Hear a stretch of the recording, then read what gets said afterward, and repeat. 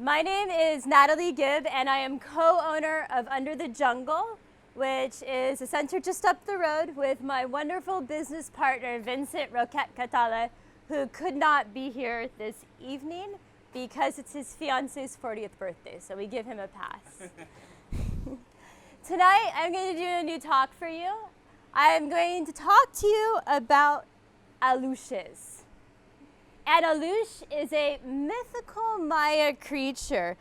It's kind of like a Maya leprechaun. They're mischievous little beings that live in the jungle, and they run around and they mess with you. Lost in the forest?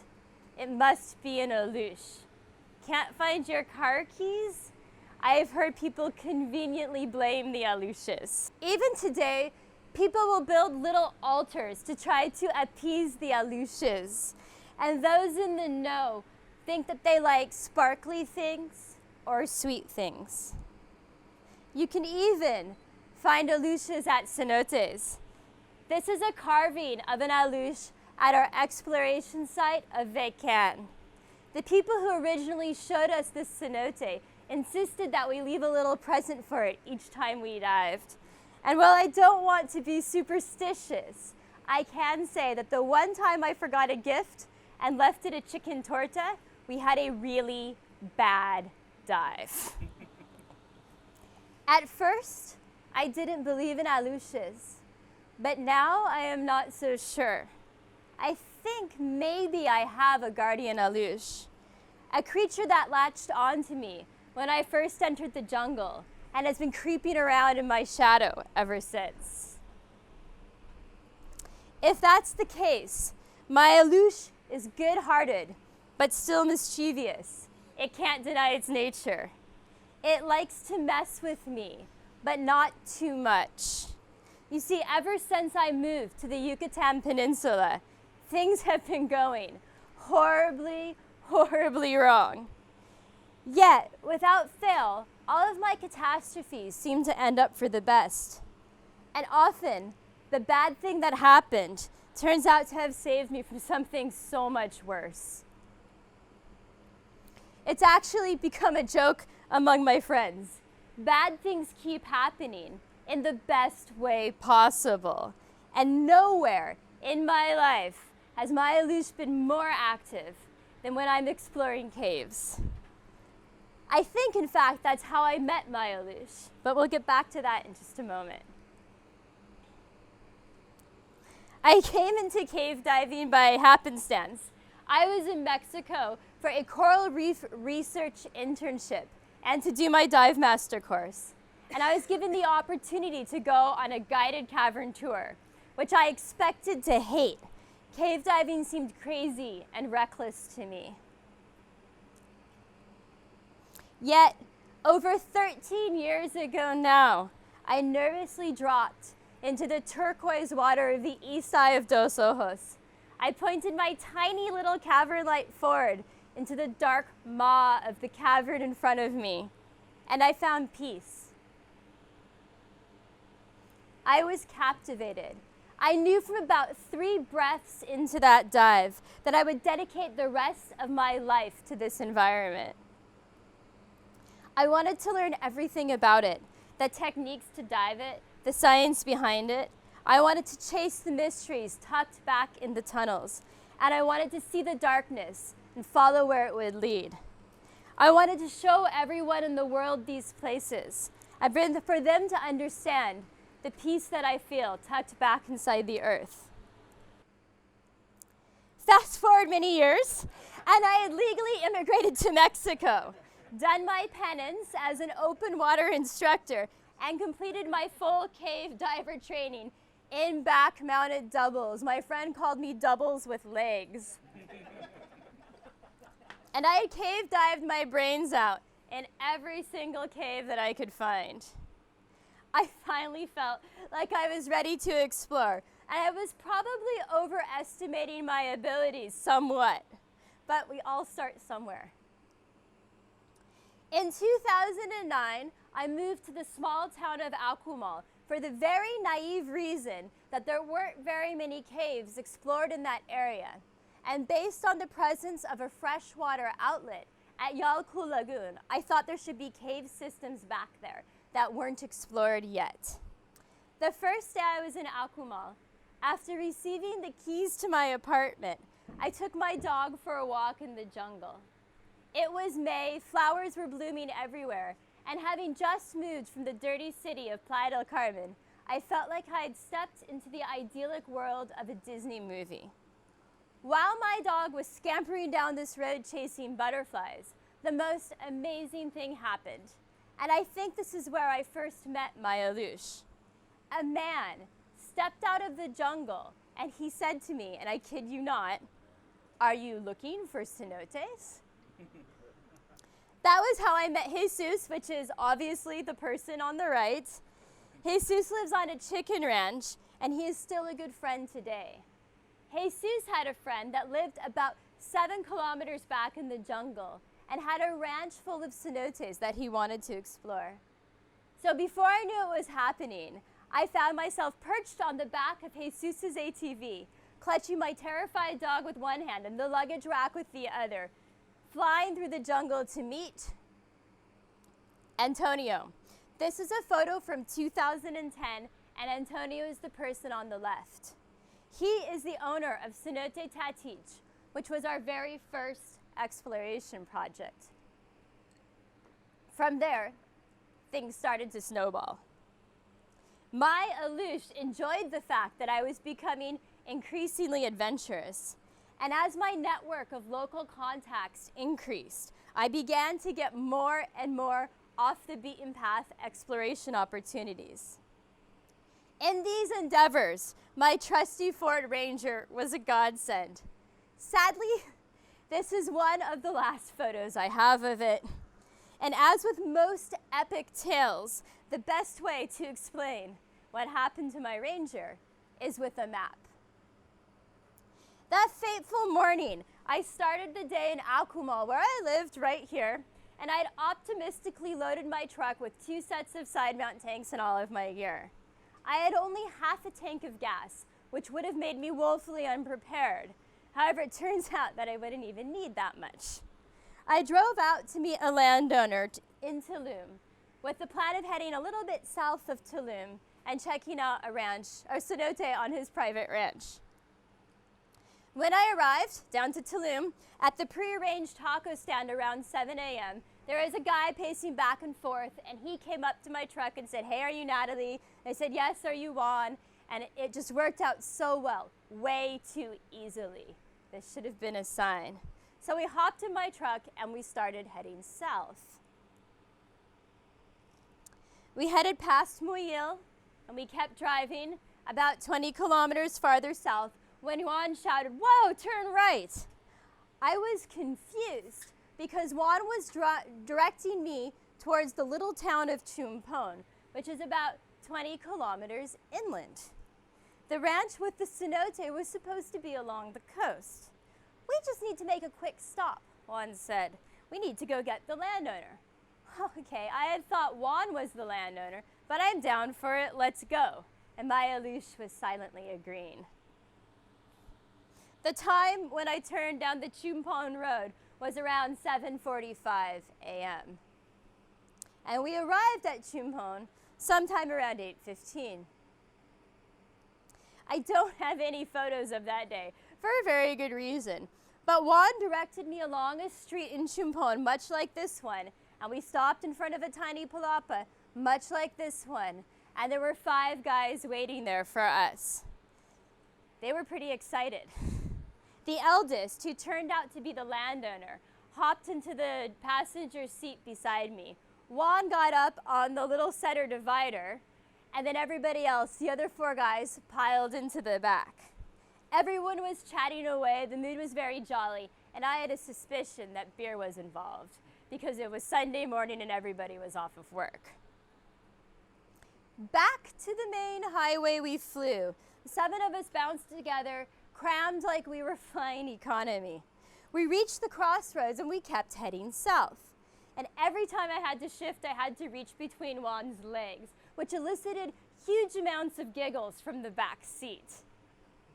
We were very distracted and we flew right past this tiny little overgrown road. No one was paying attention.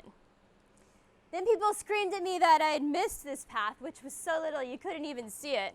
There were more giggles from the back as I slammed the brakes and everybody just flew forward, and Wong gasped as he hit the stick shift. There was more giggles from the back, and he climbed into the back, and we all kept going. I made a U-turn over the overgrown path. How far is it, I asked. It's just about 500 meters, the landowner said. 2 kilometers later, I stopped the truck in the front of a large, turbid puddle. Is this the cenote? I asked doubtfully. No, the landowner explained. You have to go through this and keep driving for like another 500 meters. That'd be a lot. I looked across the water, and the road did indeed continue up the slope in front of me, but I would have to cross about 20 meters of water. Having recently got stuck in the mud, I was quite nervous about this. Incidentally, as an aside, I do have a picture of the puddle of doom. How deep is the water? I asked the landowner. He looked annoyed. Culturally, it's really rude to question an older person, especially when this person is doing you a favor. It's not deep, he said. I hesitated, he frowned, and the truck fell silent. My brother's truck is smaller than yours, he said, and we drove through here 2 days ago. I still wanted to get out and check the water to make sure the ground was solid enough to drive through. But if I got out now, I was basically calling this guy a liar. And this was not a good way to start a friendship.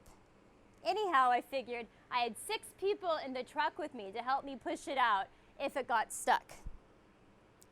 The ranger entered the water with a huge splash and immediately slowed down due to the water resistance. This was not a shallow puddle. Drive, drive, go, go, go. Everybody was yelling at me. Don't stop. But as the water crept over the hood of the truck rolled to a stop. Out of some insane adrenaline-fueled intelligence, I hit the power windows and unrolled them right before the electrical system shorted out. Have you ever heard a Maya person scream? As a culture, Maya are generally quite stoic, but given sufficient encouragement, anyone will lose their cool. As water poured in through the cracks in the doors, panic filled the truck. The guys tried to open the doors, but the pressure of the water kept them closed, and we all tumbled out the windows into what we quickly learned was not clean water. Cell phones hoisted above our heads. We waded back to the shore and stood, stinky and silent, overlooking the partially submerged ranger. Minutes passed, and the landowner spoke first. The truck just needs to dry off a bit, he said. I was dumbfounded. My Alux was giggling. The engine had certainly flooded. So here I was, in the middle of nowhere, and I was now faced with a challenge. I had to avoid turning into the stereotypical crazy overreacting gringa that everybody hates. Strong emotions were not going to go over well in this group, and I didn't want to frighten them away. They were really my only hope. There was no cell phone signal, and I had no idea where I was. I forced a smile and a laugh, and I agreed with him. Yes, the truck will be fine once we dry it off. When a truck is partially filled with water, it weighs a great deal more than one might expect. It took all 6 guys pushing with full power to get my truck out of the water. And as it rolled up onto the road, water streamed out of the cracks in the doors in brown waterfalls. It smelled. We opened the doors and began to scoop poop water out of the interior using coffee mugs and shoes. How long should we leave it to dry? I innocently asked the landowner. It should be fine after a few hours, he said with authority. Do you want to see the cenote? Actually. So there I was, floating my dive gear through the dirty water to the far shore, with the help of 5 bedraggled, soggy, partially inebriated Maya guys, while Juan sat in my broken truck and nursed his balls. Once everybody had dog paddled across the water, 2 of the guys carried my tanks on their shoulders and another one grabbed my dive gear, and we headed off for the cenote. They were being pretty good sports. How far do we have to walk? I asked. Just like 500 meters, the landowner said. 2 minutes, and about 40 meters later, we arrived at the cenote. The first thing I noticed was the stench. The second thing I noticed was the color. It was a turbid yellow. This was clearly the same water that filled Cenote Ranger back down the road. The guys waited with anticipation. Admiration for the intrepid cave diver filled their eyes as they presented me with the single most repulsive cenote I have ever seen. There was no way I was getting out of this. I was going to have to dive it. This is an artist's rendition of the color of the cenote. Equally disgusted and curious, I lowered myself into what I could only assume was E. coli soup. I groaned into my regulator as the tepid water covered me, and diving by touch, I held my reel in my left hand and ran my right hand down the wall. The wall was soft and stringy, with hair-like growths covering it, and I pushed my arm all the way into this goo before I could actually feel the rock. It was repugnant. I worked my way down and around the cenote in a search pattern, and I have never been so happy to not find cave in my entire life. I surfaced from the cenote like some strange swamp monster, strings of this pale whatever it was hanging from my arms and my head.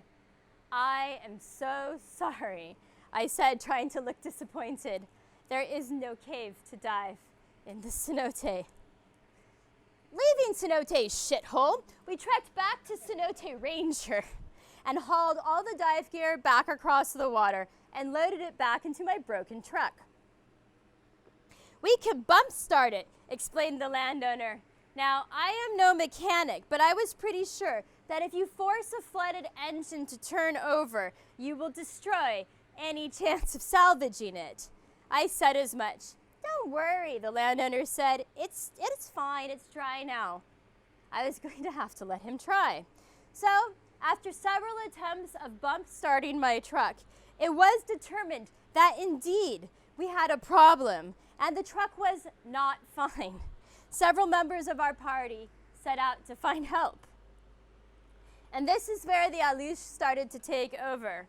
Miraculously, one guy's brother happened to be driving down the same tiny road. And about 5 minutes later, they showed up with a truck, and even better, they had a rope. So we attached this fraying rope to my truck and began the most illegal, dangerous towing mission I have ever participated in. The first few kilometers along the dirt road went fine, but we started to pick up speed on the highway. It was now about 1 p.m. The truck in neutral, my foot on the brake, I muscled my truck through the turns, sometimes swinging wildly side to side, as the car full of guys behind me who had elected to ride in my broken truck were making sounds as if they were on a roller coaster. They were having a blast and my nerves were totally shot. They were taking me back to Chumpon, to their mechanic, instead of to Tulum, because they didn't want to risk towing my truck with this hyper-illegal method past the police stop at the entrance, which, to give them credit, makes perfect sense. Just as we were turning around the turn to Chumpon, the rope frayed and came apart, and my truck swung out to the side. I really held on to it, pulled on the wheel, the lack of power steering making it really difficult. And I almost slid off the road, but I made it around this turn. We stopped to repair the rope. It could have been so much worse. Once we had it going again, somebody tripped from the back. I need beer. Me too, buddy. We rolled into the beer store, illegally open on a Sunday, and purchased 9 warm, slightly large Coronas. We rolled through town, still being towed, with the dive gear poking out of the back of my truck, my muddy, stinky team hanging out the windows of the broken truck, pounding 40s straight from the bottle. While their friends and neighbors in town either cheered or stared in disbelief. It's a really small town. We stopped at the side of the town square, and someone went to fetch the mechanic from his house. Everyone else hung out. This was the most thrilling thing that had happened in a while, and my team was excitedly regaling everybody in town with the story of all things, my 30-minute dive. About half an hour later, the mechanic stumbled up, clutching his own Corona, and began an assessment of my Ranger. It was now about 2 p.m. "It won't start," he said. "Is there any way we can get a tow truck, please?" I asked. "We just need to replace the starter," the mechanic said. "Where could I get a tow truck?" I asked again. "My friend in the next town down the road has a starter for the Ranger," said the mechanic. Cheers from my team. So now, the original 7 of us, our 2 rescuers, and the mechanic piled into our rescuer's truck and headed down the road to find the starter in the next town. This had gotten out of hand, but there was nothing I could do. Someone called up to the cab from the trunk bed as we passed the second beer store, illegally open on a Sunday. This time I had to purchase 11 40s, including one for the mechanic's friend. We arrived in small town number 2, and I handed the mechanic's friend a Corona. "Do you know anyone with a tow truck?" I asked. The mechanic number 1 said something to his friend in Maya. "Yes, I have a starter," he exclaimed, thrilled to be of service. I gave up and took a swig of my beer. We grabbed mechanic number 2, headed back to Chumpon. Back in town, we lazed around the square sipping beer, the mechanic tinkering with my truck while I obsessively checked my cell phone for a signal about every 30 seconds. Around 3 p.m., the starter was installed. Everybody waited with bated breath as he inserted the key. It turned, and of course, there was nothing. Not even a click. "There could be water in the engine," the mechanic said. Much discussion started to take place in Maya, while I could only stand by helplessly while they determined my fate. Looking up, mechanic number 2 said he thought the solenoid in his replacement starter maybe was shot, but he had a friend in Tulum who had one. Please, can we just get a tow truck?" I drunkenly begged, but these guys were on a mission now to save me and my truck. We stopped by their friend's house, where I purchased a whole bunch more 40s, and we headed out to the outskirts of Tulum, where in these days there was still no cell phone service. And I purchased a new solenoid and more beer. Then we headed back to Chumpon, and the solenoid was installed around 8 p.m. It was determined definitively at that point that there was certainly water in the engine. "Do you think someone could tow me back to Tulum?" I asked. "It's nighttime now and there won't be any police on the road." Doubtful silence.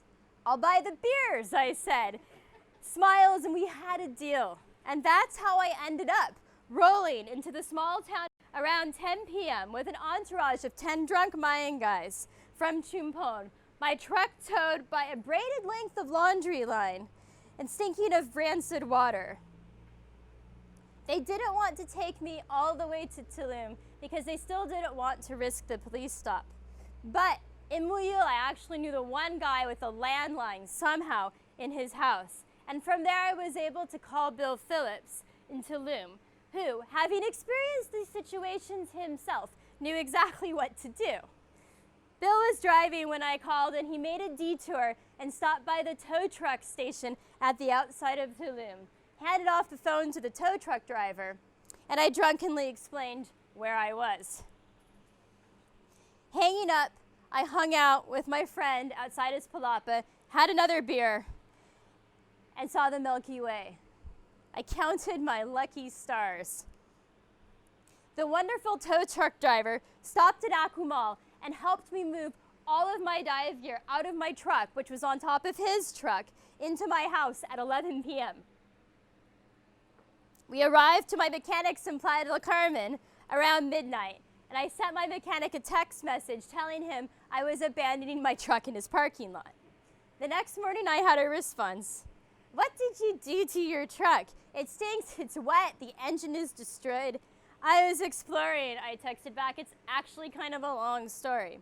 And while I went on to have the engine rebuilt, it was never the same. This was a long day.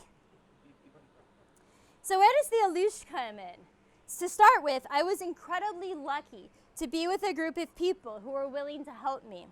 And I was incredibly fortunate to have brought enough money to help me pay for beer and help. But there was also a sort of whimsy to the day, which kept me from losing my cool. If I had started crying or misbehaving or contraindicated my helpers in any way, I doubt I would have been safe. And for a few days after this, I was pretty shot. And so I decided to take off and go stay at a friend's home in a different area. And during that time, I learned about the existence of caves in this area. A few months later, this is a while ago, when we'd be forbidden to explore anymore in Muyil due to local politics, because a different group of people was exploring in the land without permission of the community. And they were angry for these people for walking the jungle without their permission. We were locked out of 6 going exploration sites for as long as we knew would happen. I remembered the caves I had seen at my friend's place, and Vince and I returned to this area, and we found new caves and huge new systems where we have been working ever since. Pandora, Melmac, Ursus, Antarctica, Dagoba, all of these places that have my heart wouldn't exist, or at least Vince and I wouldn't have explored them if it hadn't been for the death of my ranger. A more recent incident could have been even worse, and I'm actually surprised that I wasn't injured or killed with this one. The story starts with my friend Vlada Dekina, who some of you know, and I have to apologize to Vlada for only having this really terrible photo of her from this day. She was coming down to dive with me for about a week, and there's a few things you should know about Vlada. 1, she's a photographer. 2, she had just had last-minute emergency dental surgery.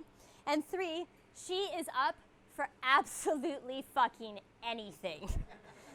Vlada's trip was going really badly because anytime she put a regulator in her mouth, her stitches would come out. And so in a last-ditch effort to save her trip, I took her out to some sinkholes we were exploring in the middle of Yucatan. Believe it or not, the plan was for me to put on a fancy dress and float around in the light beams, while Vlada snorkeled on top and took pictures, so we could at least see some cool places and play with her camera. On the side, I was actually planning as well to take her around and do a little bit of scouting with some landowners I wanted to follow up with. At least we would have a nice adventure and get some photos. I decided to take her to a place called Chinsanot, which is on my accountant's property. It's a remote ranch about 18 kilometers from the nearest small country road. And to say it's in the middle of nowhere is an understatement. We were rounding a corner on the dirt road when this happened.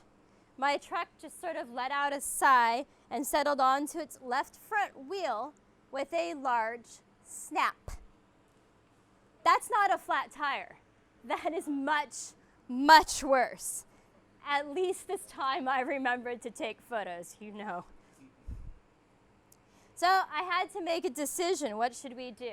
Should we walk 16 kilometers back to the road where maybe we would have a cell phone signal in the extreme sun in dry season? Or should I walk 2 kilometers to my accountant's ranch and hope that some of his farmhands showed up to help? So I left my truck entirely blocking the road. There was nothing else to do, and I wrote a note on the back that says, "Fuimos a buscar ayuda, disculpa," which means we went to look for help, I'm really sorry, and we chose to hike to my accountant's ranch, and we started. As we hiked along the road, we started to chat, and we started to realize how incredibly lucky we were. The axle of my truck fracturing, since I'd been driving gently, was probably due to a pre-existing flaw. I'd been driving around at 120 kilometers an hour on the highway, my truck full of tanks, for the last few weeks. It was only because Vlada couldn't dive that we were even driving without tanks or dive gear in my truck when the wheel fell off. If this had happened at highway speeds, we could have spun out or veered into other cars, and we could have killed ourselves or somebody else. Instead, we had water, sunblock, clothes, and snacks. And unbelievable as it is, as I was hiking along that road in the full sun, my truck probably destroyed, I was filled with gratitude. The truck had broken at the absolute best moment to keep us alive.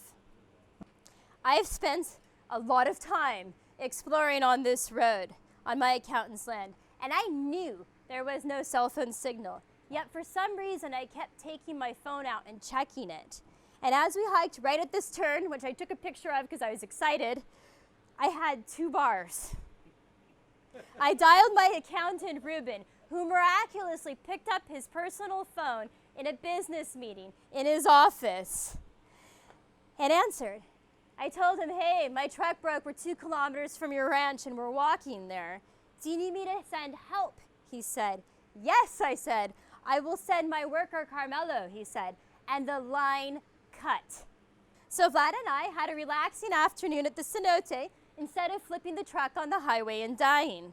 She went for a swim and hung out while I stayed around the entrance and waited for my accountant's ranch hand to arrive. He arrived in good time. He gave us a lift one by one on his tiny scooter out to the main road, and I got a cell phone signal and called my accountant again. He already had his wife's cousin coming from Izamal, which is a little town about an hour and a half away. We could stay there the night until the tow truck driver could come out and get us. At 6 p.m., found me and Vlada trudging through this cute little colonial tourist mecca in our only non-dusty clothes. I was wearing a floofy, fancy dress I was planning to take photos on with my trademark dirty Crocs, and Vlada was wearing her pajama bottoms and a running top. We went to a restaurant, ate dinner, and collapsed into our beds.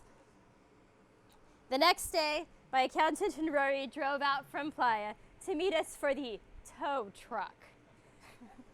Due to the size of the dirt road, the normal tow truck couldn't make it to us, so we had what they called a rampa.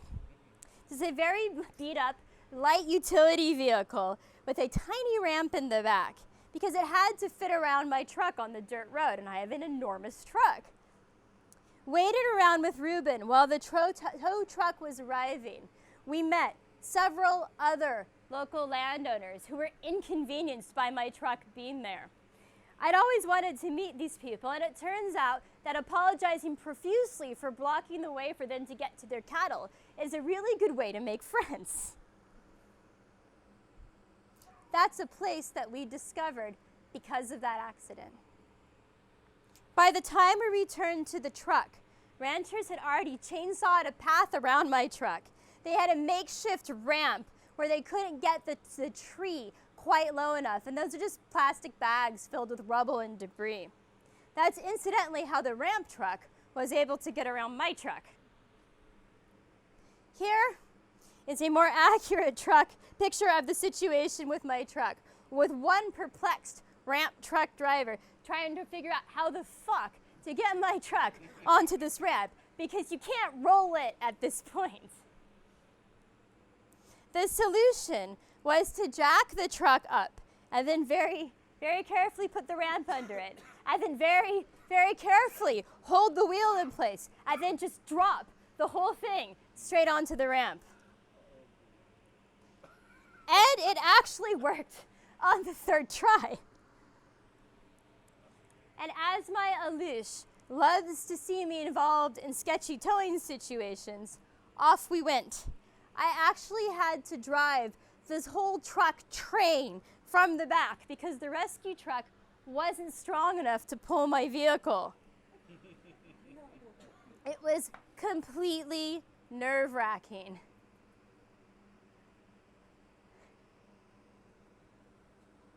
Vlada had a blast. This is like her favorite story ever. We finally arrived back at Chisinau, where we attempted a 3-point turn remover using only the ramp truck because I couldn't turn mine. And we failed miserably because the ground was alternately full of soft dirt and very slippery rocks.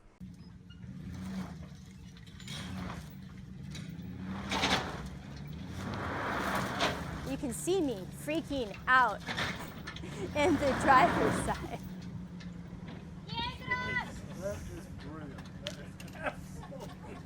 My truck got to live at Chisinau for a week, and a mechanic made 2 trips out there to fix it in situ before he could finally drive it back to Izamal and fix it properly. So things could have gone much, much worse, so much worse. But again, everything worked out in the best way possible. Was it my Alux, my guardian spirit, keeping me safe? Who is this guy? Maybe I have more than one Alux. Maybe they don't look like this. Maybe they look more like this guy, like Jesus, the first person who ever helped me. Now, when I think about my Aluxes, I realize that what keeps me safe on these adventures is the generous network of people who have enthusiastically helped me in my quest to dive in dark holes in the ground, even if they don't really understand why. And they are there, ready to lend 100% unconditional support whenever anything goes to shit. And it will go to shit. You see, Aluxes come in all shapes, like Antonio and Polo and David and all the guys out in Yucatan and Chanclas and Aurelio. He really kind of looks like an Alux. And we have Mao, and we have Hector, and we have Eligio, and we have my crazy accountant Ruben. That's actually my accountant. And we have the doctor, and we have Don Valentin, and we have Regina, and we have David Green, and we have Luis Enrique, and we have Lorenzo and Alfonso, and we have El Comandante, whose face we cannot show publicly, and we have Jesus of the Horse Ranch, different Jesus, and we have Willie, and we have Don Feliciano, he made my whole dive shot possible, and we have Vaquero, the guy who discovered Pandora. And we, of course, have Bill Phillips, the honorary gringo Alux, who saved my ass so many times, even though he categorically disagreed with me diving cavern and side mount. And we have perhaps the person who most resembles an Alux of all, my wonderful business and exploration partner, Vincent Roquette Catala. We have done the most amazing things.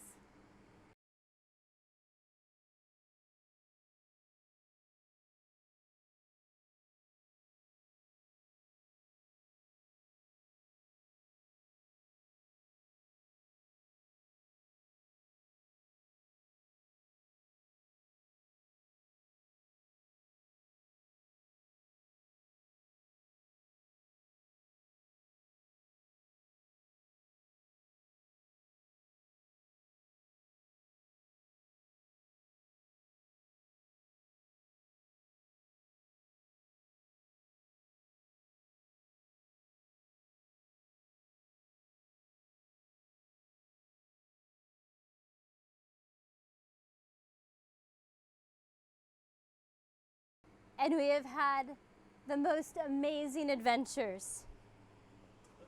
And we have seen the most amazing places. And looking back on the last 10 years, I realize that my failures have led to my successes. And the threads of these twisted stories have been woven together by the friends that I have made to create the fabric of my adventurous life. And if one of them were missing, the whole thing would unravel. I will end this talk as I end all of my talks, urging you to stay curious and to explore. But realize that you do not do so alone, but with the blessing of those whose land you are on, standing on the shoulders of the explorers who have come before you, and supported by the helpers that you have. So when you dive, I endeavor you to do so as part of a community. Be sure you know whose land you're on, and then share the joy, your photos, your stories, your dollars, and your enthusiasm with those people.